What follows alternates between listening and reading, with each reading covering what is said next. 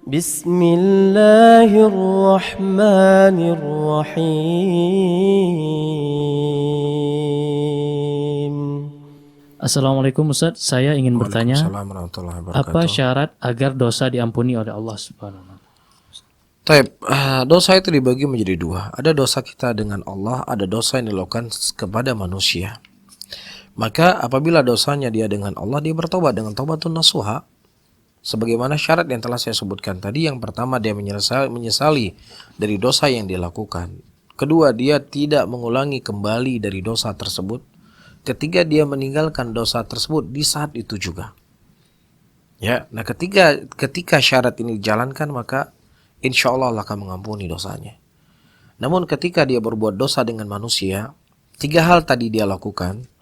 Ya, kalau seandainya dia dosa berhutang dengan manusia, dia tidak membayar hutang, maka dia bayar hutang.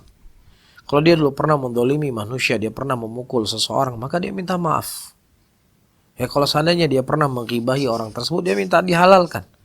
Atau dia sebutkan kebaikan-kebaikan orang-orang yang telah dia gibahi tersebut dengan kebaikan-kebaikan di majelis yang dulu dia pernah gibahi. Wallahu a'lam bishawab.